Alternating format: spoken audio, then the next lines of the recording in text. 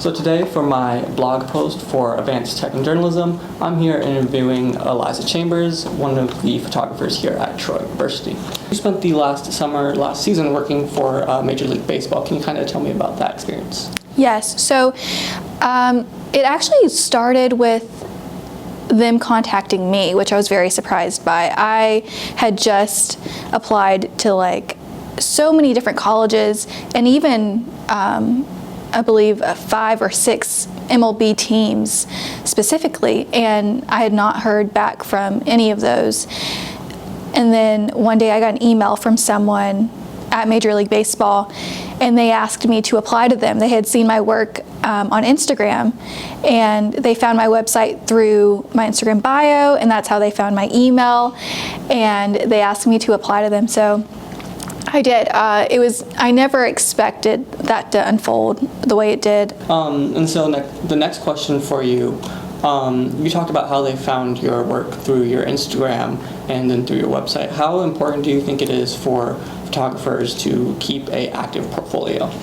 I think it's really important to keep an active portfolio on social media, regardless if you have a high following or not, or if you're getting a lot of traction on your post or not, because I did not have many likes on my post, and I did not have many followers, and yet someone from Major League Baseball was able to find my profile because I had posted in so many different places. Not only had I posted on Instagram, I had posted on Facebook and on LinkedIn, and my website was connected to all of those locations as well. So it made it easier to contact me.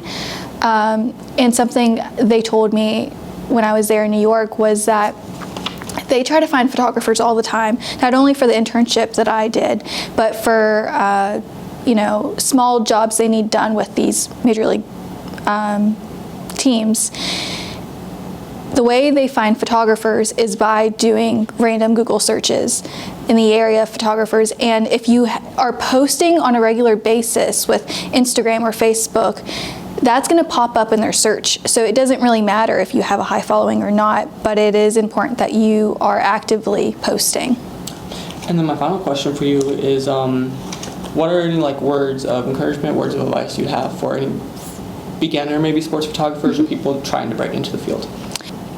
If you're beginning in this field of sports photography, I would say to work really hard and to practice a lot, and don't get discouraged if you mess up, or if you take a lot of bad photos, or if you're struggling with lighting. And I think you have to really be in these uncomfortable situations where you're messing up a lot, or you don't know how to do it, or how to get a good photo in this location or with this lighting, before you can really create good photos. And then when you get to the point where you're creating good photos, you will be thankful for those times where you were uncomfortable and didn't know what to do, because even later on, you will create good photos, but be in a different uncomfortable situation. So it's good to have that foundation of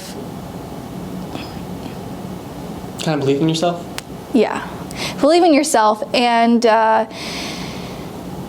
try to get involved with whatever photography realm you can, organizations you can,